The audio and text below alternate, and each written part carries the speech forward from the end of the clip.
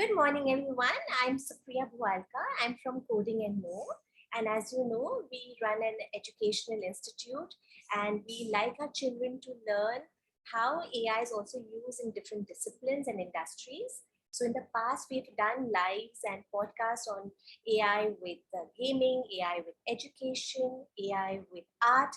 And today, for September, our theme is AI in agriculture. And we have with us Dr. Mrinalini Kochupillai. She's a guest professor at the Technical Institute of Munich. She's joining us from Germany today, early in the morning. And she's also a social scientist. She cares deeply about the environment, about the farmers, agro biodiversity. And though she is not actually a technical person, she has used technology to the advantage for the farmers. So over to Dr. Mrinalini. Thank you so much for being here with us today. I'd like you to start with telling us a bit about your work and what got you interested in it, and just give us a little bit of a background. Thank you so much, Supriya, for inviting me. And it's really nice to meet so many bright young faces early in the morning. No better way to start the day. So I'm really looking forward to talking to you all and hearing your questions, hopefully answering them to the best of my ability. So my work actually, as I was saying in a previous presentation, I got interested in the environment while doing a school project in the 7th grade. I remember I wrote about global warming, which was at that time a very hot topic. And I remember spending my whole summer vacation really obsessed with reading about the topic and writing about it. And that's when, so to speak, the seed was sown, of interest in the environment and how we are an integral part of it. We are part of the environment. So then, interestingly, I went ahead to not study sciences, but I studied law. And in law, then also through my bachelor's and my master's, I was looking at intellectual property laws to see how, we can use patents and copyrights and all these things to, to support innovation, right? To get the brilliant people and also young people like you interested in doing something new and useful for society, to create something new and useful for society. And how can we then award or give incentives to such innovators? And then interestingly, in my PhD time or before my PhD, I came across a very interesting topic through the Max Planck Institute. I'd applied to them to do some research into patent law, patents for essential medicines. And when I reached the Max Planck Institute, we had the director there, Professor Joseph Strauss, who is one of the biggest names in patent law. He looked at me and said, everybody is working on patents for pharmaceuticals. Why don't you do something different? And I was totally confused because they had accepted my application for research based on a whole proposal for patent law in pharmaceuticals. And he was sitting there and telling me, don't do this. Everyone's doing it and you will reach nowhere. So he said, why don't you look at agriculture, plant varieties? So then I was a little taken aback because since my 7th grade project, I hadn't looked at anything to do with the environment or directly with agriculture. But somehow I said, okay, out of respect for him and his experience. And there then was my reintroduction to this whole topic of sustainable agriculture. And since then, I did my PhD on the topic. I did some postdoc research on the topic. I've also guided some PhDs and postdocs in the field. Yeah, Dr. Kochupillai, you had mentioned to me in our earlier conversations about how in school we learned that the Green Revolution was good for the farmers. It actually improved productivity. But in your research, you actually felt it was not so. Can you touch upon that, about what we had spoken about earlier? How you said that we need to get in biodiversity, etc., and the whole history of the Green Revolution? Yes, sure. So again, have you studied, all of you studied about Green Revolution in school? I think Not yet. Could have, because you all can put up your hand if you have. No, they haven't studied about Green Revolution, to tell you a little bit of the history of Green Revolution. In school, we studied about Green Revolution. As in the 1960s, India had gone through war and famine, like there were many people starving in the country. And at that time, we had the Rockefeller Foundation in the US, which is a petrochemical industry, funding research by a person called Norman Borlaug, so that new varieties of wheat and rice could be produced, which could take in chemical fertilizers and give a lot of yield. A lot of rice we would get, and wheat. So Norman Borlaug did research in a very interesting way, such that he developed a new type of wheat which could do well in the presence of chemical fertilizers. But until then, what scientists had seen was that the local varieties of rice, wheat, and all actually local varieties of seeds, if we would give them chemical fertilizer, they would die. They didn't give a good yield. So Norman Borlaug overcame this barrier that nature had put against chemicals and produced new types of wheat and rice. Interestingly, what people didn't think about was that he only engineered wheat and rice to withstand that fertilizer.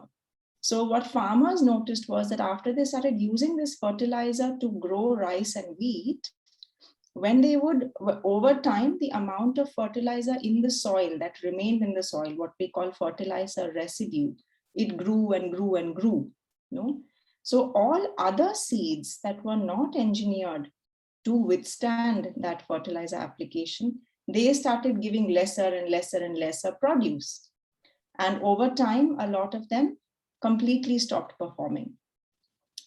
So during my PhD research, I also came across farmers who had to throw away a lot of their very traditional, unique types of pink chickpeas and things like that. They just had to get rid of them because they were no more performing in this chemical environment. So here it was interesting that Green Revolution was thought to be our savior, that, because of Green Revolution, India has enough food to eat, but all we have enough of is wheat and rice, And now, of course, new types of vegetables and all that are also being cultivated to withstand this fertilizer environment. But we noticed that the soil is becoming worse and worse. And in states like Punjab, which really benefited the most from Green Revolution in a huge rush, huge percentages of their land are no more useful for agriculture. So Green Revolution was useful in the short term, but in the long term, it has really led to a lot of problems for us in terms of pollution of the rivers, of the water bodies, of the soil itself. And even our food, the quality, the nutrition in our food is not so much because the quality of the soil has gone down. You can imagine if the soil is chemicals, the food that is coming out of the soils, what will it have? So the soil is from where the nutrition comes into our food. So the soil has to be rich and fertile and natural. And that's why we have now new movements coming up, something called agroecology, which is practiced in India also under the name of natural farming through its traditional agriculture. And this is helping revive the quality of our soil. So when modern technology is failing us, we have to go back to our roots. We have to go back to traditional knowledge to understand how to revive the health of our soils and our own health with it. So basically the crop rotation also suffered because we were using these engineered seeds in the Green Revolution. Usually children farmers, they will grow wheat in a particular season, and then after that they'll grow another crop which actually adds to the soil, right? And that cycle got broken. So Dr. Kochupillai, where did you get the technology in? You know, you were doing this research. How did you discover that you need to use AI and blockchain? Why did you need that, and how did you incorporate it? And I'd also like to touch upon a little bit with the children that given the fact that you're not a technology person, right? You've not studied it, how you were able to sort of overcome that and incorporate it. Yeah. My question Yeah. is, Yes, it's a very nice question. So, somehow it's, to first get to the second half of your question, how do I get across the barrier of understanding technology?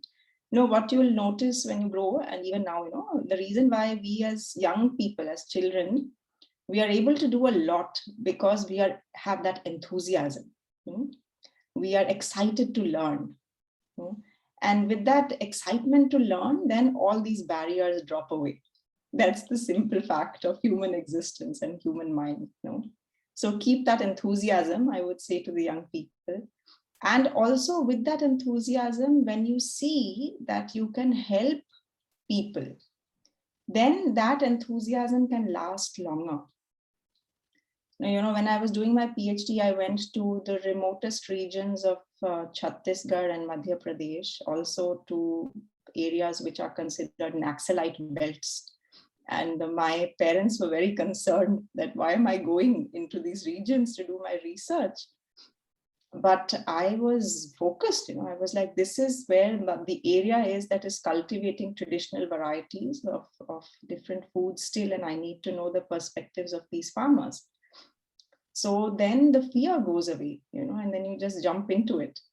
And I noticed with my PhD that my field, which was intellectual property law, could not help the cause of sustainable innovations. It was just not designed to be able to help the revival of traditional seeds.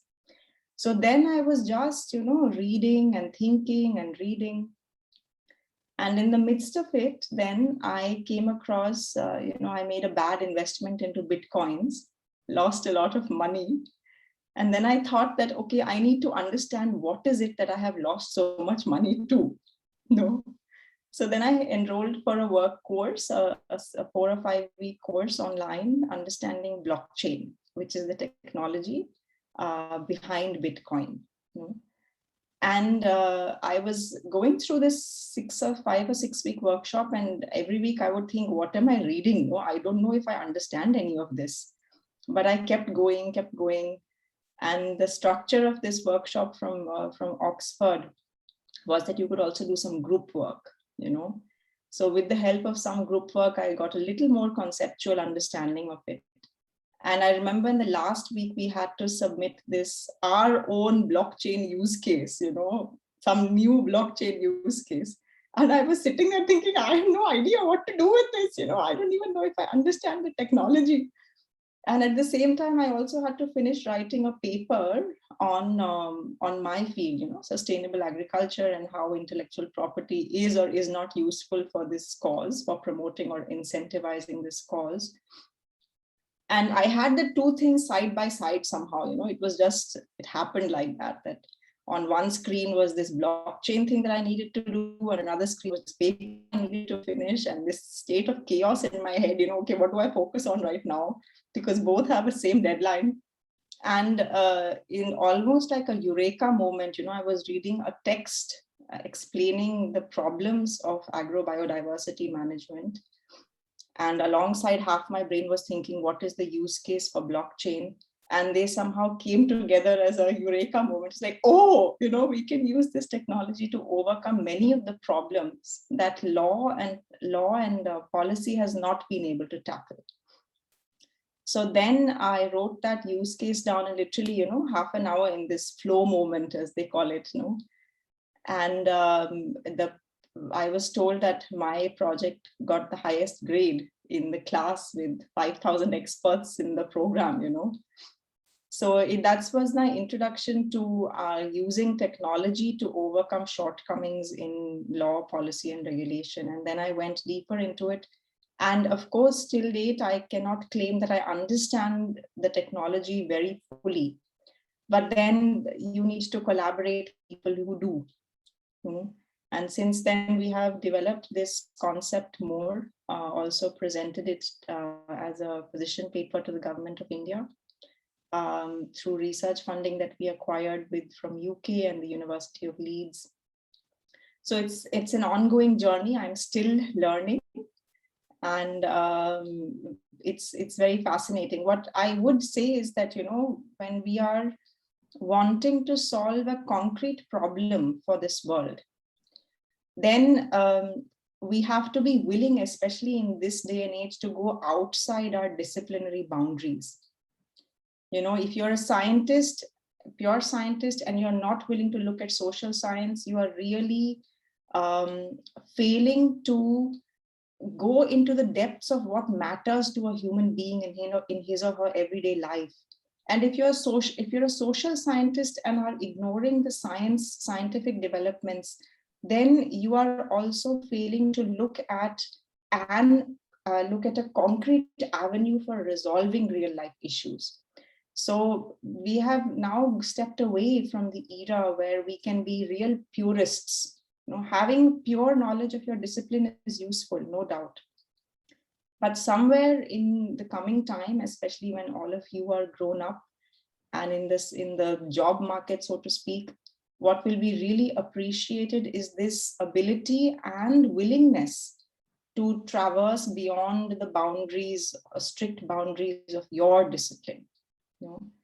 Your discipline can be a starting point, but then you have to be willing to collaborate with people from other disciplines and listen to what it is that they have to say. And if you're not willing to collaborate, then to that extent, your work will remain limited, and will not make as much of an impact to the real world as it can if you do collaborate. Correct. It's very interesting. Is it possible to explain to the children exactly how you use blockchain to incentivize the farmers in really simple language so that they sort of get, an introduction? Because I think they've not really heard about blockchain or what it is. So is that possible? Would you like to know that, kids? Let me give you an example for understanding blockchain. Now, let's see who else. There's Manika here and Ira who have their videos on. Hi. So, and we have Vardhan. Okay, excellent. So imagine Manika, Ira, Vardhan. You're going to one school, let's imagine. Maybe you are. And you all like to go out for eating an ice cream every now and then. Next to your school, maybe there's an ice cream parlor. Yeah.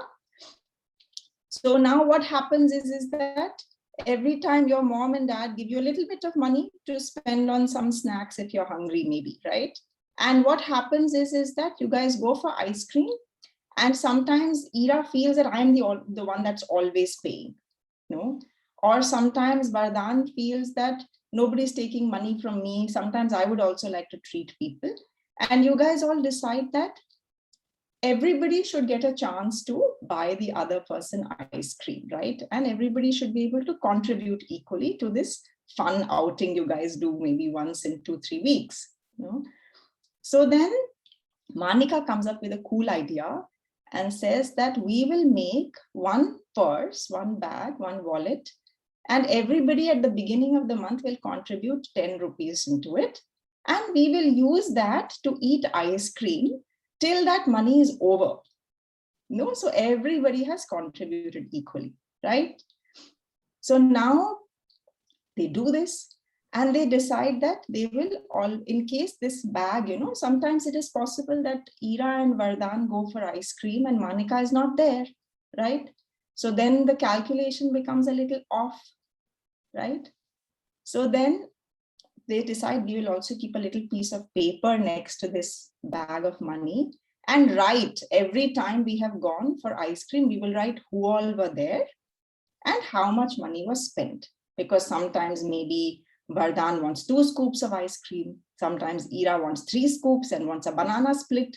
And sometimes Manika wants to have a chocolate sundae, so it costs a little more. So they decide that to be fair, we will write down how much we have spent on this little piece of paper. So there is one copy of this paper which always sits inside your wallet together with the money. Now imagine that one day, one of you becomes a little greedy and says, you know, next month I was naughty this month, and my mom has said that I don't get 10 rupees next month, I only get 5 rupees. What if my friends say that I don't get equal amount of ice cream then? So then you cheat and write on the paper that Vardhan, maybe Ira writes, Vardhan and Manika went for ice cream without me and ate so and so. And she just wrote it, and nobody noticed it because they just kept writing under it. And after 1 month, they looked at the record and was like, when did this happen? You know? So nobody knows who wrote that entry and whether it's true or not, because there's only this one single copy of your record of expenditures that is lying in one place only, right? What blockchain technology does is it allows for an automatic digital copy of this history of how much money was spent, what we call a transaction history, or a history of exchange of money, right? That blockchain permits you to keep multiple copies of it with every person who is participating in your ice cream outing. So if Ira makes a change in just her copy, then Manika and Vardhan will get an alarm. Somebody has made an entry. Then you or somebody else can check, did that actually happen? So immediately, as soon as that entry is made, you can check, is that an entry correct or false? And there's specific computing things that you can do to check whether every transaction is correct or not. That's what blockchain enables. And then once it is said that, yes, this is correct, then every copy of the transaction history, whether it be with Vardhan or Manika or tomorrow maybe Supriya, and I want to join the ice cream outing, then all of our copies get automatically updated. Yeah. And in case some foul play is found, I can immediately raise an alarm. Hey, I didn't do that. This is not true, right? So then any naughtiness that any of us engage in gets caught. Yeah. So it's called a distributed ledger. Yeah. A ledger, that means an accounting book. Yeah. Like what you initially had only in your purse. That is a centralized accounting book. Historically, always one person has kept these records, right? In distributed ledger technologies, blockchain is one example of it. You have many copies of this transaction history, which get automatically updated. And there are specific people in this whole system that that make specific computations to check whether the ledger entries are all correct or not. And people who do this work, they are also given an award for the work that they put in to make sure that the ledger is in correct order.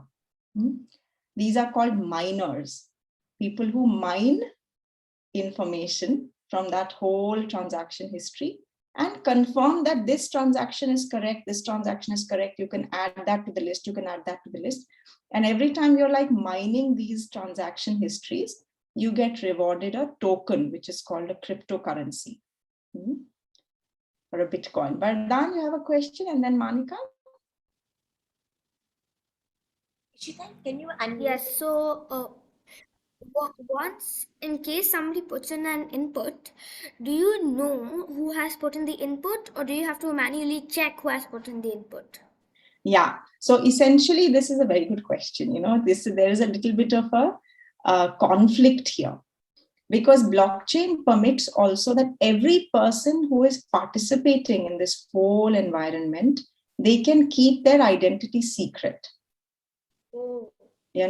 So this is useful.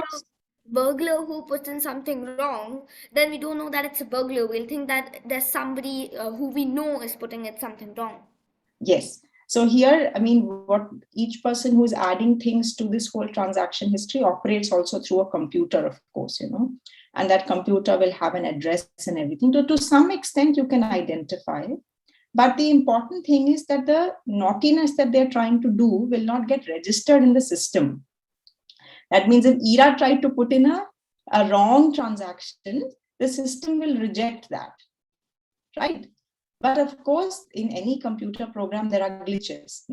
To some extent, this is also good if you can protect your identity, because I don't want 10 people standing on my door because I have a little more money than the others, or if I have contributed something, or, sometimes that security, that privacy of a person is necessary, right? So to that extent, this cryptographic hiding of the identity is useful. And that's also one of the features of blockchain, that you can protect transaction histories, you can protect the identity of people who are transacting to some extent. But there are laws, like in the US, there is laws known as Know Your Customer, where people who are managing this kind of system, at least they need to know who is who. So the general public might not be able to know, but for these purposes, like, to identify the thief, as you're saying, Vardhan, the person who has managed or has created the system is able to know who is who. So in case somebody is repeatedly trying to do some naughty work in the system, they can also be punished under law. So know your customer, KYC, as it's called, protocols are there under law to manage such environments. Manika? So, Miss, you said that the miners, they get like a token, like a reward. Is it something like reinforcement AI? I don't know what is reinforcement AI. Can you tell me what is reinforcement AI? So, Miss, reinforcement AI is you get rewarded if you get a prize if you do something right in AI. Like how, suppose there's a chicken and then on a table, and then the people, they are giving different colored cards, and they are telling the chicken to only go to the pink card and peck the pink card. If the chicken pecks the pink card, it gets food. If it doesn't, then it doesn't get any food. So that's like reinforcement AI. Like if you do what it's told to you, you get a reward. Yeah, no, this is a little different than that. In blockchain, this is actually one of the reasons why blockchain is criticized, because in order to check whether the state of the ledger, all of the ledgers, is accurate, there is almost like a competition between many groups to be the first to identify the next transaction that goes into the whole ledger, right? And this requires a lot of energy, a lot of computation power, as they call it. So a lot of these miners are competing to get that next transaction record into the line. So here we say that blockchain technology per se, especially if you're using the kind of method that is called proof of work to confirm the transaction histories, then you're really using a lot of energy, and that's bad for the environment in the long run. It's not sustainable. So here what the miners are doing is not getting rewarded for doing what they need to do. They are doing something that the system requires. And if you're the first to do it, then you get a token, a Bitcoin, as they call it, if you're running a Bitcoin blockchain. So it's a little different. The reason in what you're talking about as confirmation AI, right? Confirmation AI, that is in machine learning, you're telling the system that, look, if you do this, then you're doing it right. So it's like, reinforcing a specific line of thinking. So it's like, have you heard of this experiment with the monkeys? They were looking at, it's a very interesting psychological study where they put a lot of monkeys and hung grapes. They put monkeys in a cage and hung grapes. And every time a monkey would try and go to the grapes, a lot of water was thrown on the monkey. to teach them. And then over time they saw, and this water that was thrown on one monkey would then fall on all the monkeys. So over time, the monkeys learned that if you go to the grapes, then everybody gets hurt, right? So in the beginning, one or the other monkey tries to get to the grapes, right? But over time, since all the monkeys learned that this is going to get us into trouble, even if some new monkey comes into the cage and tries to go to the grapes, all the other monkeys hold him back. And what interestingly happened in this experiment, and this is therefore a very good learning experience for us all, that even when the water throwing stopped, the monkeys would not let anybody go to the grapes. So this is a kind of like a reinforcement learning. And from this experiment, of course, we learned that a clever person will always take risks. When you know that there is something there, you don't just hang on to past experience. You keep taking new risks because the circumstances may have changed anytime, right? But in machine learning, what we sometimes do in some types of machine learning, what you do is you want the algorithm or your model to do specific things all the time. So then you're training the model. Yeah, you want to say something, Manika? You have to unmute, huh? Yeah, so Miss, like I've done a project where there's a dancing panda, and then when it's shown that you see the panda dancing, the panda stops. And when you look away, it starts dancing again. So that's an algorithm. Interesting. That's very interesting. And how did you do that? How did you train the panda, so to speak, to do that? Yeah. So Miss, I did it on machine learning for kids only. Okay. Great. Yeah. Yeah, that's interesting. I don't know how you did that. Sounds very fascinating. Yes, Miss. I did it with Miss Ishita. Okay, Ishita is also here. Maybe she can tell us about it later. But this is great, no? If you can learn how to make a machine behave the way you want it to behave, then you can accomplish a lot, right?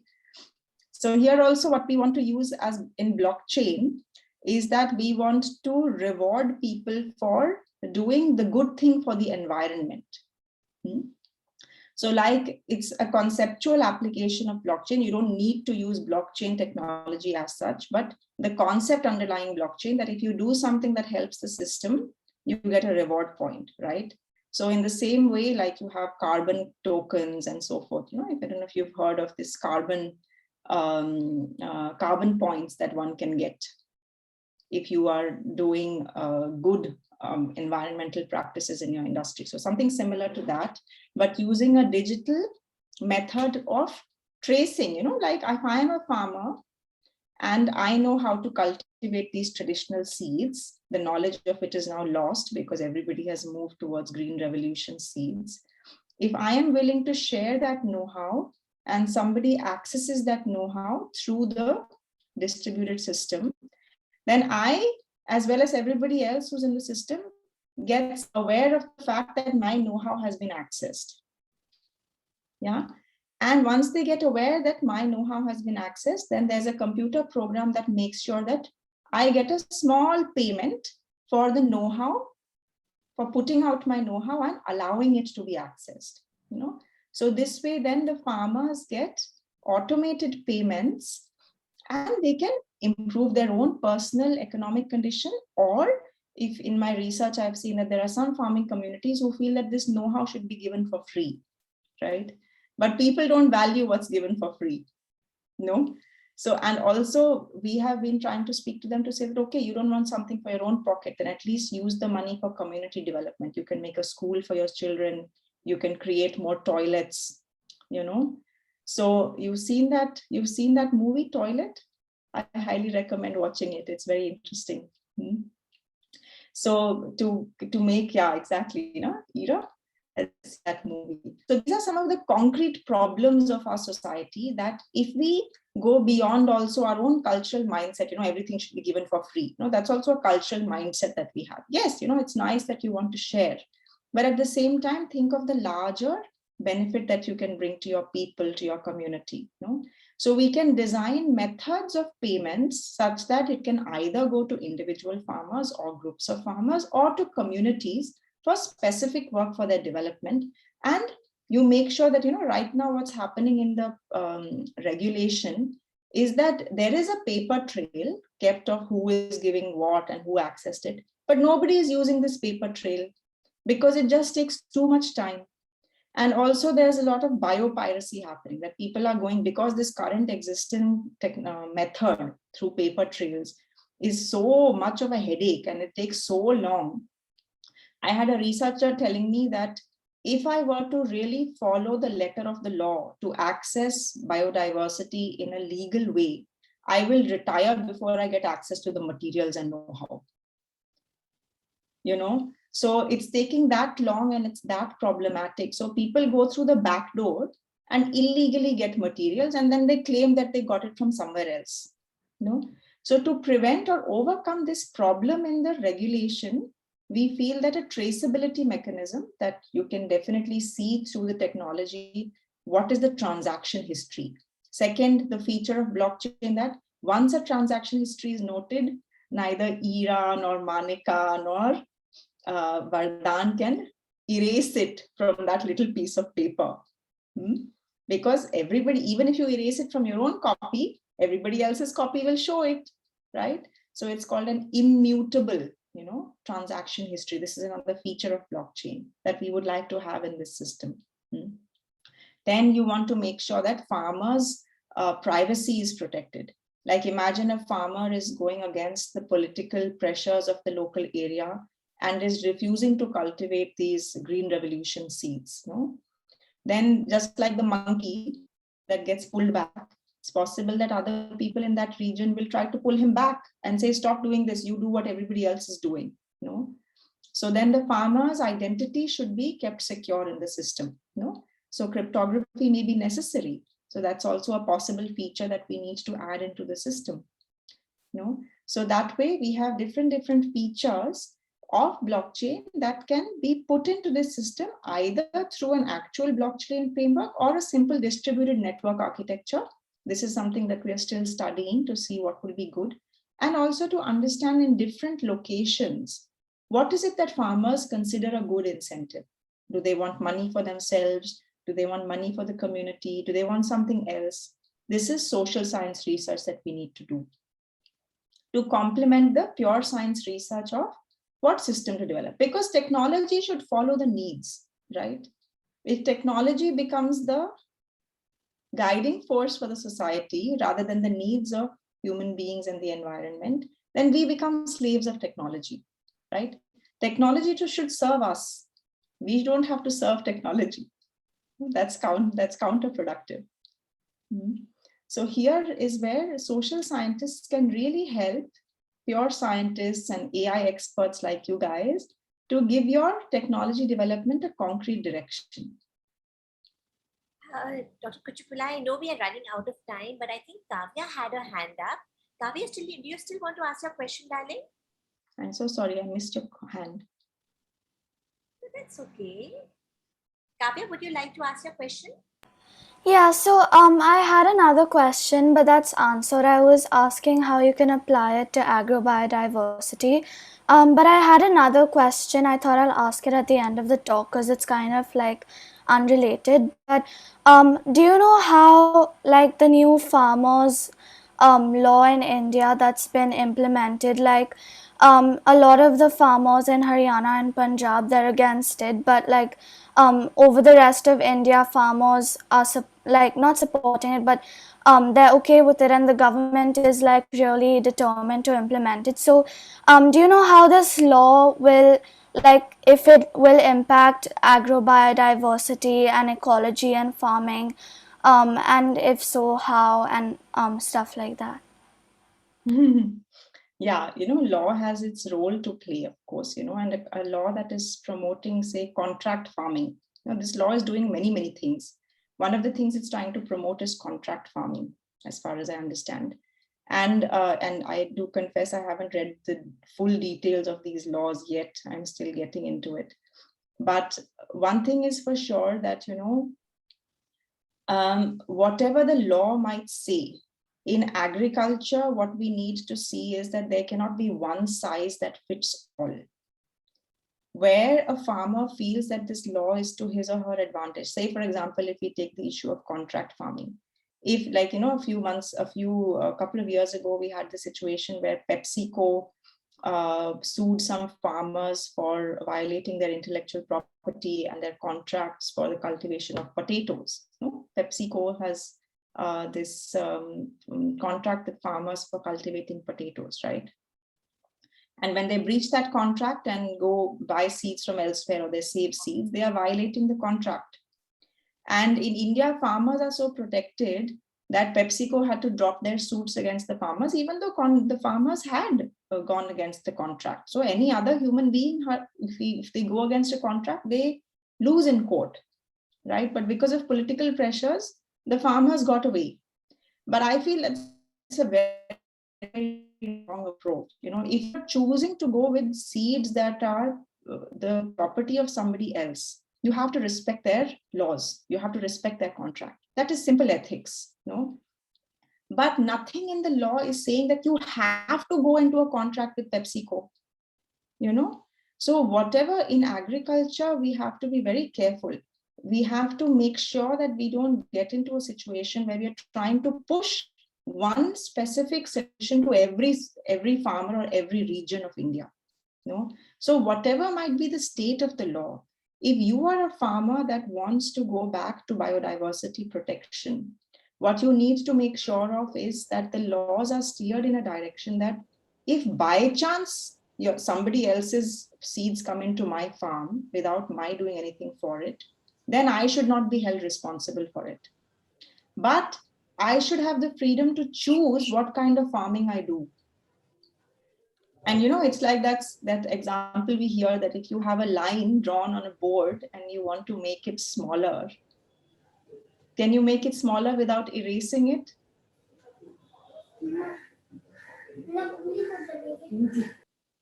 How can you make a line? Imagine I draw a line on the blackboard with a chalk and I say, make it smaller, but you can't erase it. How will you do it?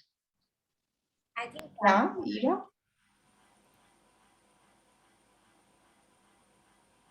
You can draw a longer line next to it. Exactly. When you draw a longer line next to it, the other line becomes smaller.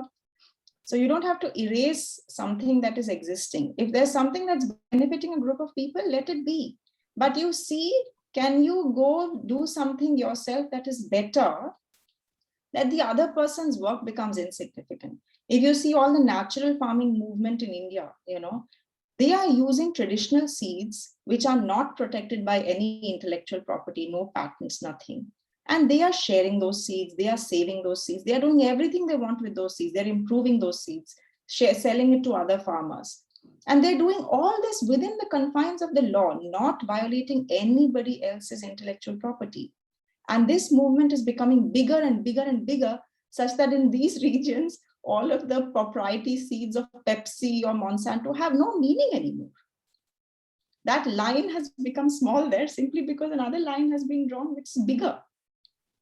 And this is where technology can be used really to overcome the issues and overcome these monopolies that have been created. We don't have to rely only on the law always. Of course, if a law is preventing me from doing something that I should be allowed to do, like in Europe, until recently, in many countries, farmers were not allowed to cultivate traditional seeds and sell traditional seeds in the market.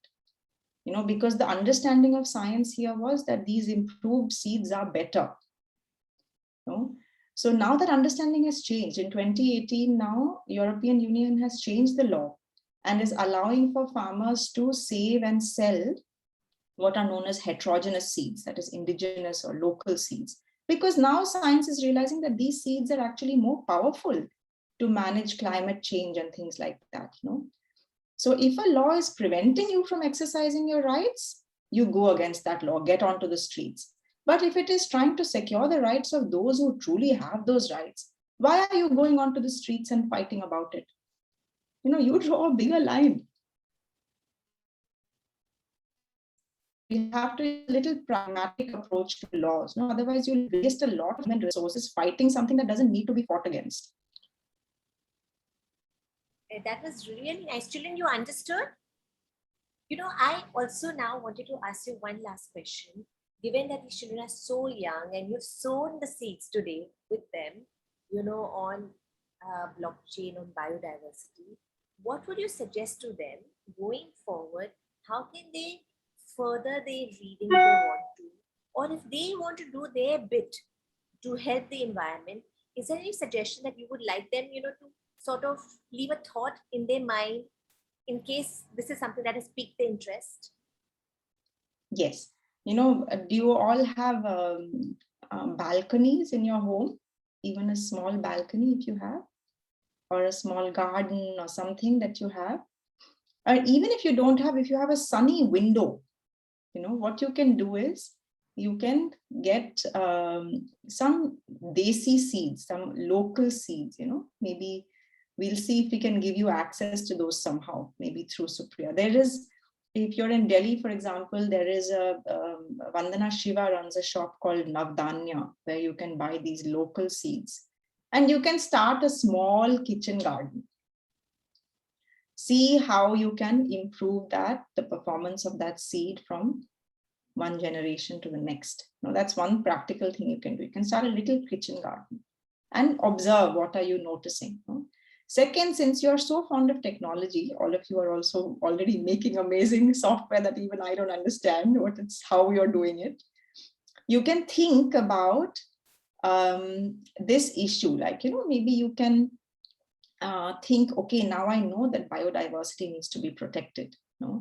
Can I create a software or an AI-based system in which if I or a few others share my information from my kitchen garden, like, I am growing this seed, and now, say, for example, if Manika starts growing tomato seeds, desi tomato seeds in her little kitchen garden, and she notices that if she adds water on times 1, 2, and 3 of the day, then the tomato performs better, then you can share this knowledge with your little circle of friends using an AI tool, or using a digital tool. You share that information and see if you can create something where you can record that, what is different things that different people are sharing and who is accessing that information. You can speak to some people and develop this little small app just for your own little circle of friends who are doing kitchen gardening to share information with one another.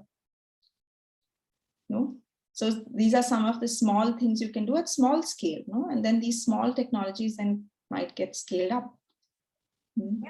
And to keep yourself informed, you can talk to people. There's literature out there, of course, on this is a new evolving field.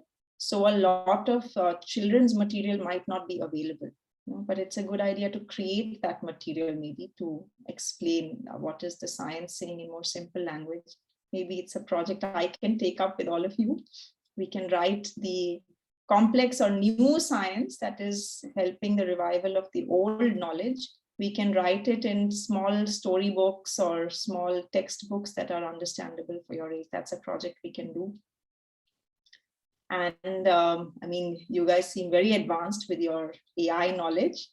So if you want to join my team to develop something, I'm establishing a team to create this little prototype. If you want to work with them and contribute some of your ideas, you're most welcome. But talk to people, if you can find some farmers or NGOs that are working with these farmers, then talk to them, understand what are their issues, and then just think about how you can help them. You will tell me what you can do more than my telling you. Thank you so much. That's a very nice, practical and doable, actionable, suggestion.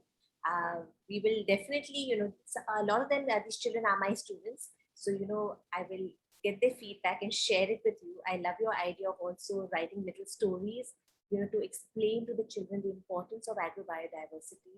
I know that this was just the tip of the iceberg. I didn't expect it to go over half an hour. I need to just stop because I know a lot of these children have classes. But thank you so much for your time. And thank you for inviting me. It was wonderful. And kids, if you all have further questions, please do write it to us. we'll share it with Dr. Kochupillai. Yes? And thank you again, once again, for your time. Thank you and all the best with your project. I'd love to know more about what all you've developed with AI. Kids, y'all want to say goodbye to Dr. Kochupillai? Thank you. Thank you. Bye. Bye. Thank you. Thank you so much. Thank you. Bye. Thank you. Thank you. Bye, Monica. Bye, Miss. Thank you. Bye.